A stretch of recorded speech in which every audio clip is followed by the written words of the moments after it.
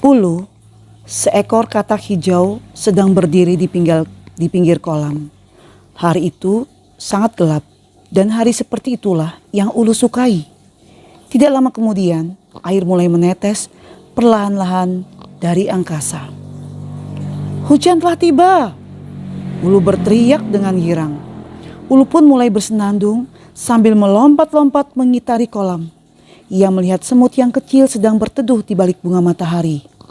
"Wahai semut, hujan telah tiba, jangan bersembunyi," seru Ulu kepada semut yang sedang berusaha keras menghindari tetesan air hujan.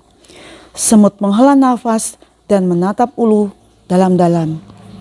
Ulu, aku tidak suka dengan hujan. Kamu lihat betapa mungilnya tubuhku. Air hujan akan menyeret dan menenggelamkanku ke kolam. Aku tidak bisa berenang sepertimu, makanya aku berteduh, sahut semut. Assalamualaikum warahmatullahi wabarakatuh. Apa kabar anak-anak? Kita bertemu kembali dalam pelajaran daring bahasa Indonesia. Hari ini kita memasuki bab yang ke-6 tentang fabel. Tadi Ibu sudah bacakan sebuah contoh fabel. Ya, mudah-mudahan setelah penjelasan yang akan Ibu berikan, kamu akan lebih paham lagi. Silakan dengarkan video, ditonton video dan didengarkan dengan baik.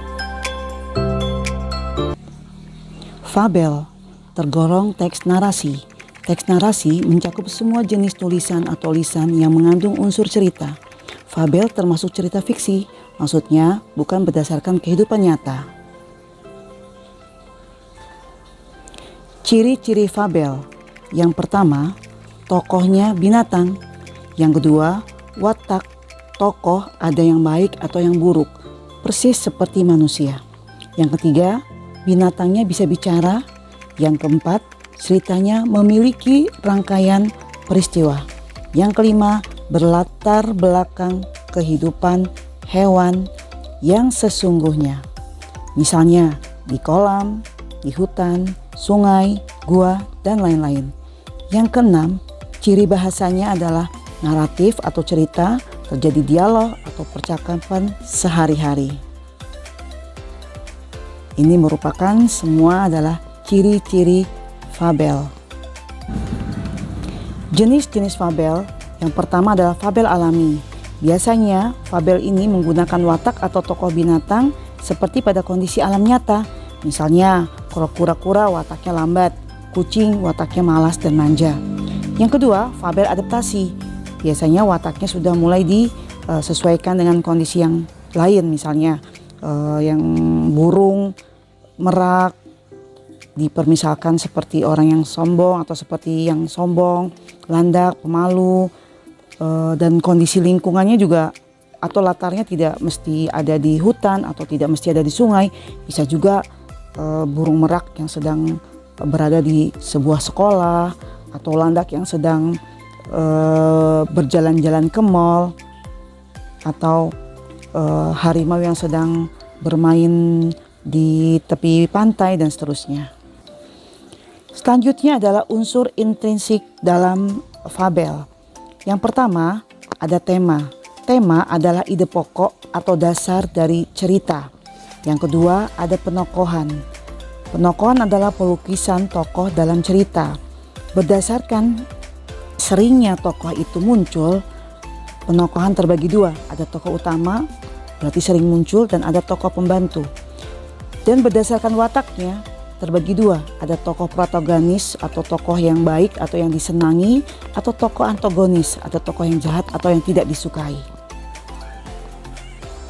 Yang ketiga adalah setting atau latar. Adalah tempat dan waktu serta suasana dalam cerita.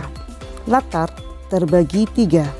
Yang pertama latar tempat, waktu, dan sosial.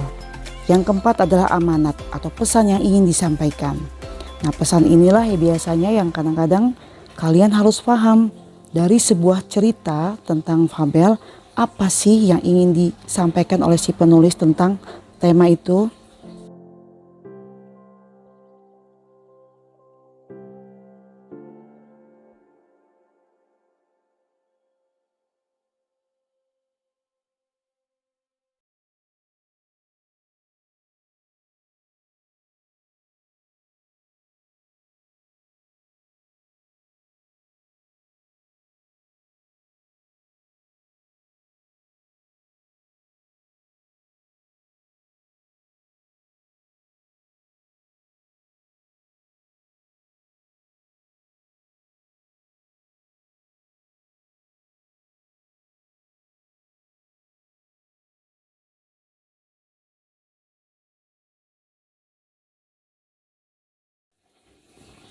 Bagaimana?